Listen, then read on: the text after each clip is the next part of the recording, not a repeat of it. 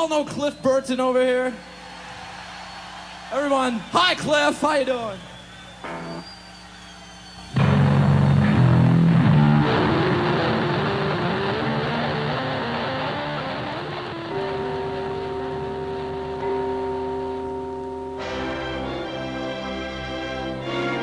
Fidel Castro said For Whom the Bell Tolls was his favorite novel. He read it in a prison in Santiago in the early 1950s. But don't let his opinion make you think this is a novel for communists. In 2008, Arizona Senator and then Republican presidential candidate John McCain said of For Whom the Bell Tolls, "It is my favorite novel, and its hero, Robert Jordan, the Midwestern teacher who fought and died in Spain, is my favorite literary hero." If McCain's politics turn you off as well, maybe you'll be interested to hear that Barack Obama also adores the novel. He called it one of 3 literary works that changed his life. The other 2 were Song of Solomon and Shakespeare's tragedies. These politicians all love the main storyline of the novel, where American Robert Jordan defines for himself what it means to live a life of duty and honor, and then he lives it. All right. Now take the wire back as far as it'll reach before I connect it. But some other famous admirers of the novel like a different storyline. Heavy metal fans hear the title For Whom the Bell Tolls and don't think of Hemingway, but rather Metallica, whose 1984 song of the same name is one of the great tracks in the history of metal.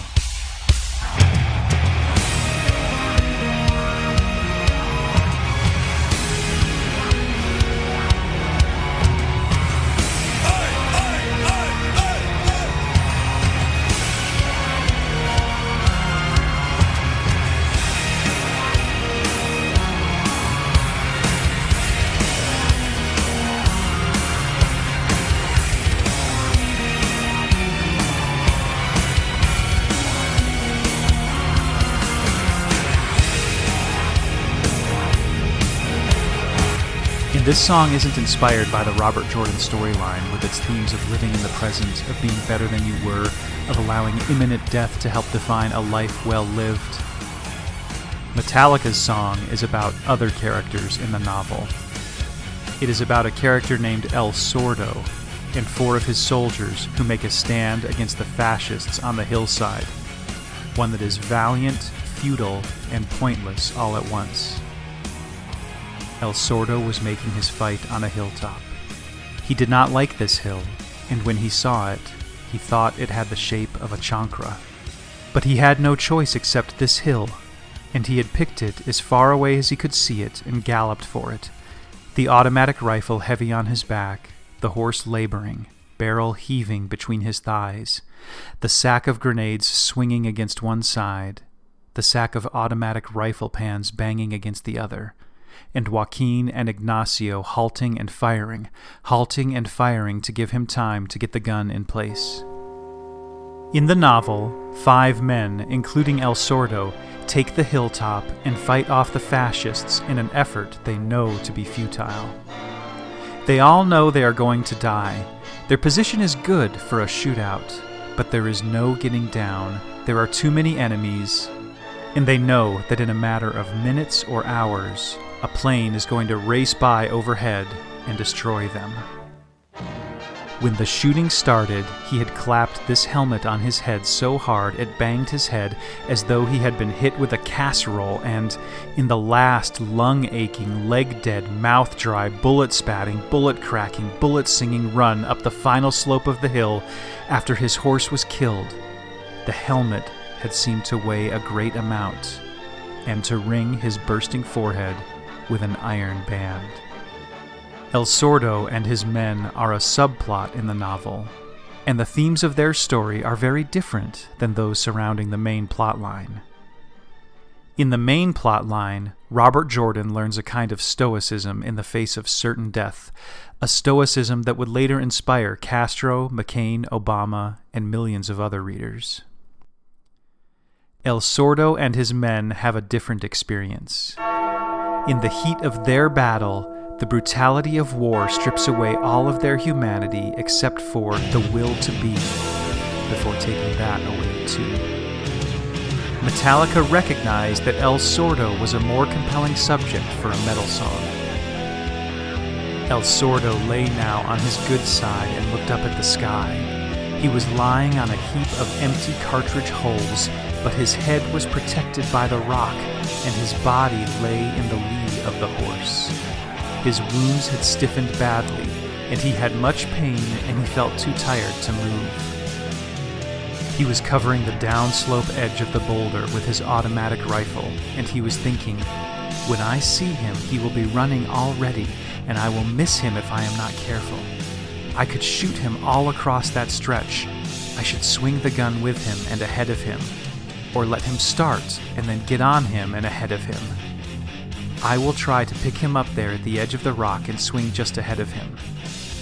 Then he felt a touch on his shoulder, and he turned and saw the gray, fear-drained face of Joaquin, and he looked where the boy was pointing and saw the 3 planes coming.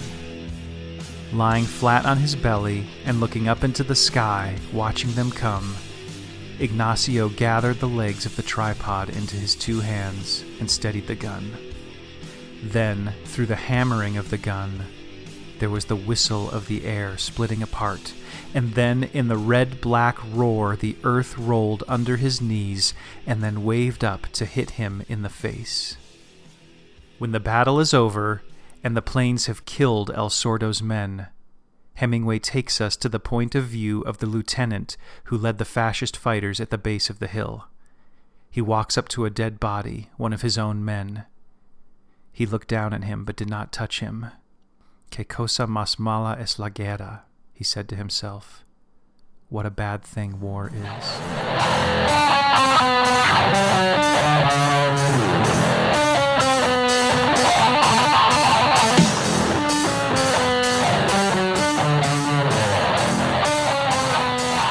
In the earliest days of Metallica, the other members invited Cliff Burton to join the band because he was a virtuoso who could play the bass unlike anyone they'd ever seen. This quote is from a history of Metallica titled The Frayed Ends of Metal. By the time Metallica came courting, Cliff was playing in a metal band named Trauma, attending a local junior college and studying piano. Cliff was well known for his distinctive, gleefully out-of-fashion bell-bottoms. His literary tastes ran to horror, with H.P. Lovecraft a particular favorite.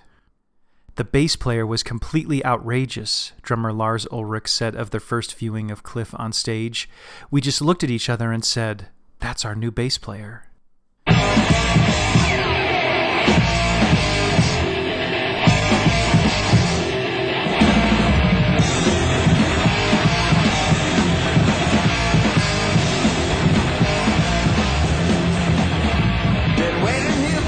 Metallica's For Whom the Bell Tolls starts with an unusual, completely original chromatic riff where Cliff Burton plays the bass as if it is a lead guitar. In the early 80s, no one was playing bass in quite the way Cliff Burton was. He used to carry around an acoustic classical guitar that he detuned so that he could bend the strings, guitarist Kurt Hammond said of Cliff. Anyway, when he would play that riff, I would think, "That's such a weird atonal riff. That isn't really heavy at all." I remember him playing it for James, and James adding that accent to it, and all of a sudden it changed. It's such a crazy riff. To this day I think, how did he write that? Whenever I hear it nowadays, it's like, okay, Cliff's in the house. And so it went that a young band with literary tastes and a new virtuoso bass player with a distinct style came up with For Whom the Bell Tolls, a truly great American work of art that becomes even more profound after you've finished reading chapter 27 of Hemingway's novel, The Scene That Inspired It.